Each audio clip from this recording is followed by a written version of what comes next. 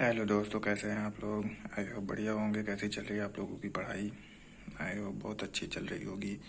और दोस्तों, जैसा कि आप जानते हैं कि आपका जूनियर असिस्टेंट 5512 जो पोस्ट है उसका पेपर जो 29 जून को घोषित किया गया है।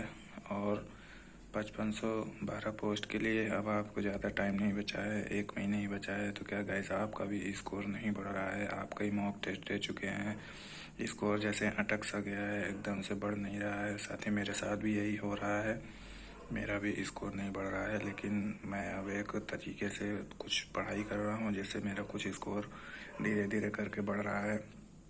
तो आप भी जानना चाहते हैं कि आप अभी आखिर क्या करें कि आपका भी स्कोर ऐसे हर मॉक टेस्ट में बढ़ता रहे।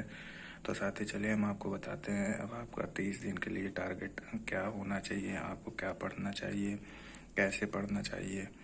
तो साथ ही सबसे पहले मैं आपको बताना चाहता हूँ कि जो आपका जूनियर असिस्टेंट देखिए, जो सबसे पहले आपका जूनियर असिस्टेंट जो 62 पोस्ट का पेपर हुआ था उसका देखिए कब हुआ था, 19 जनवरी 2025 को आपका जूनियर असिस्टेंट 62 पोस्ट के लिए पेपर हुआ था।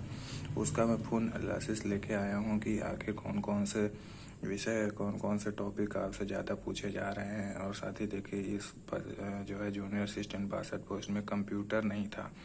ठीक है, साथ ही कंप्यूटर नहीं था। साथ ही बताऊँ मैं कि मेरा इसी पेपर में क्या स्कोर था। इसमें कंप्यूटर नहीं था, इसमें हिंदी थी, रीजनिंग थी और जीके थी। ठीक है, साथ ही तो उसी में यूपी जीके भी थी और साथ में जीके भी थी, लेकिन कंप्यूटर इसमें नहीं था। तो ठीक है, देखिए साथ ही आपको हिंदी में कौन कौन से टॉपिक ज़्यादा आ रहे हैं आप उसी पर ध्यान ज़्यादा दीजिए, क्योंकि अब आपके पास ज़्यादा समय नहीं बचा है, सिर्फ 30 दिन का ही समय बचा हुआ है। 30 दिन में आप कुछ सिलेक्टेड चीज़ें ही पढ़ेंगे। अगर आप ज़्यादा इधर उधर की चीज़ें पढ़ेंगे तो फिर आपका स्कोर नहीं बढ़ेगा। इस वजह से आपको सिलेक्टेड चीज़ें ही पढ़िए और जो आपने पहले से पढ़ रखा है सिर्फ उसी का रिवीजन करिए। क्योंकि देखिए 80% या 70% पे ही सिलेक्शन हो जाना है। 70% पे सिलेक्शन हो जाएगा, आराम से हो जाएगा, लेकिन वो 70% आपको पूरी तरह से आना चाहिए।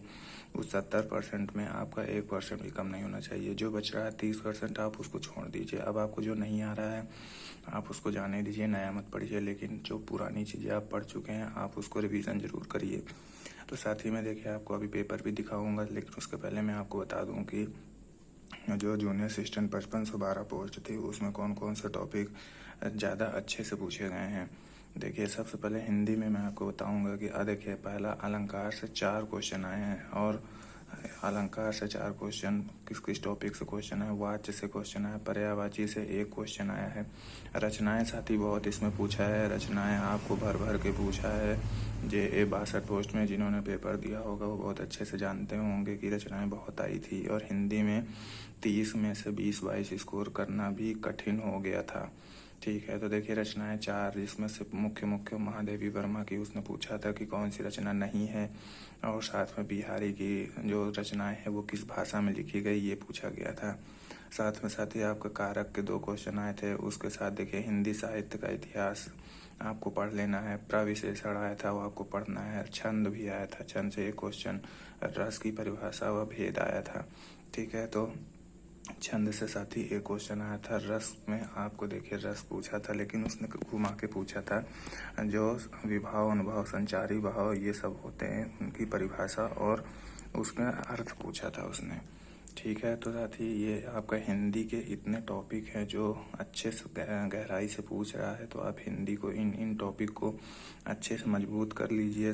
खासकर आप साथ ही हिंदी साहित्य का इतिहास और रचनाएं जरूर कवर कर लीजिए, क्योंकि उसमें से आपको 7-8 क्वेश्चन देखने को मिल सकते हैं। ठीक है, उसी के साथ देखिए साथ ही कंप्यूटर तो इसमें था नहीं। उसके साथ यूपी जी के में देखिए प्रसिद्ध उद्योग संबंधित, यानी जो उत्पाद प्रसिद्ध, किस जिले में कौन सा उत्पाद फेमस है वो आपसे पूछेगा कि पीतल कौन से जिले से है।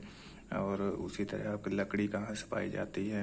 लकड़ी के जो खेल के सामान होते हैं वो पाए जाते हैं। जरियन जोतरी का जो है जरदोजी कहाँ से पाई जाती है, ये सब आपसे पूछेगा। उसके साथ साथ ही आपका क्वेश्चन आया था सबसे बड़ा जिला कौन सा है। उसके बाद देखिए आया था कि पश्चिमी, पूर्वी, दक्षिण उत्तर प्रदेश में सबसे पूर्वी, पश्चिमी, उत्तर और दक्षिणी जिला कौन सा है, आपको ये भी बताना है। उसके बाद महाजनपदों के नाम और उनकी राजधानी ज़रूर पढ़ लीजिएगा। महाजनपदों की राजधानी आपसे पूछी गई थी। उसके बाद आपसे यूपी जीके में बांध, उत्तर प्रदेश की जो नदियां हैं और उनमें जो बने हुए बांध हैं वो आप ज़रूर पढ़ लीजिए।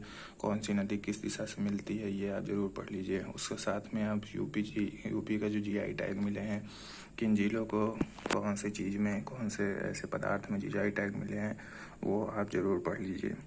ठीक है, तो इतना आपका क्लियर हो गया। साथ ही मैंने आपको बता दिया हिंदी का, देखिए पूरा एनालिसिस मैंने किया हुआ है, मैंने खुद पेपर दिया हुआ है, तो मुझे पता है कौन कौन से क्वेश्चन किस किस टॉपिक से पूछे गए हैं। ठीक है, कब आपका पेपर जो साथी था वो 19 जनवरी 2025 को हुआ था। आप इतना पढ़ लीजिए और साथ ही साथ में आपको टारगेट वाइज पढ़ना पड़ेगा। ठीक है, टारगेट वाइज आप पढ़ेंगे तो आपका अच्छे से रिवीजन भी होता जाएगा। ऐसे इधर उधर कहीं से भी पढ़ लेंगे तो फिर ऐसे काम नहीं बन पाएगा। ठीक है, साथ ही साथ में मैं आपको कुछ बता देता हूँ यूपी के कुछ मेन टॉपिक हैं। जो यूपी का बजट हो गया, ठीक है, साथ ही यूपी का बजट पढ़ लीजिए ज़रूर से। ठीक है, और देखिए मैं आपको रुके 1-2 टॉपिक और बताता हूँ। देखिए बजट पढ़ लीजिए, साथ ही यूपी के बांध जरूर पढ़ लीजिए और यूपी का करंट अफेयर आप जरूर तैयार कर लीजिए कम से कम 6 महीने के। ठीक है साथी, तो उसी के साथ अब मैं आपको बताता हूँ कि ये एक टॉपिक है एनालिसिस के बाद आपको आज आप अपना डेली का टारगेट सेट कीजिए कि आपको डेली क्या पढ़ना है। तो साथ ही अब आपको देखिए कल आपको यानी कि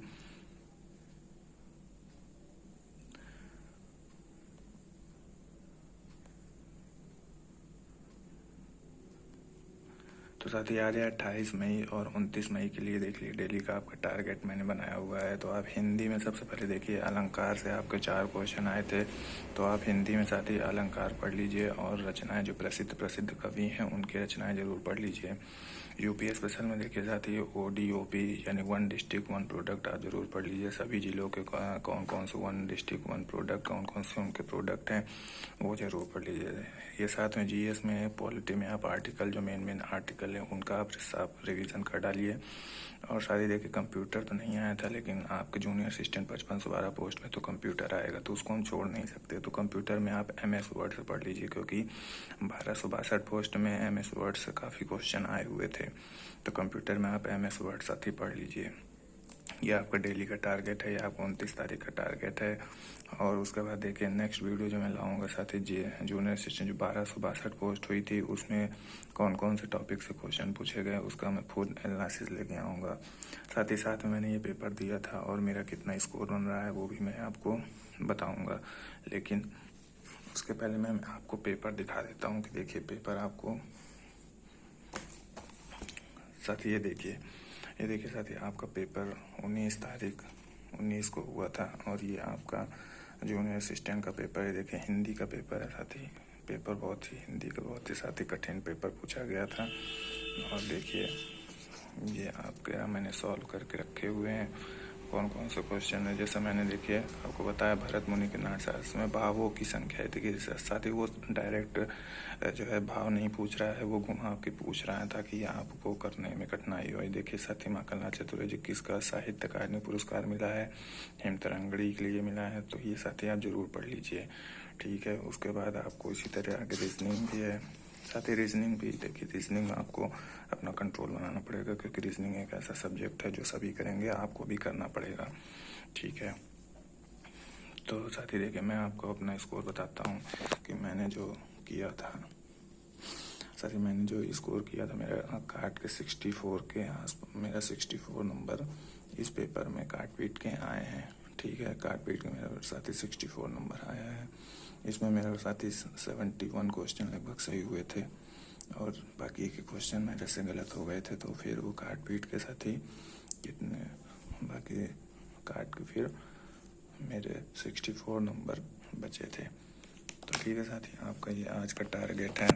और आप इस टारगेट को पूरा कीजिए। इसके साथ ही मैं आपको अगला टारगेट बताऊंगा। और अगर आप वीडियो को चाहते हैं कि मैं नेक्स्ट एनालिसिस जो जूनियर असिस्टेंट 1262 पोस्ट में हिंदी का, कंप्यूटर का और यूपी जीके का एनालिसिस करूं कि किस किस टॉपिक से क्वेश्चन पूछ रहे हैं, तो आप मुझे सपोर्ट कीजिए और मुझे बताइए कि हाँ आगे की वीडियो लानी है या नहीं। ठीक है साथी, आज के लिए इतना ही करते हैं। Okay, thank you.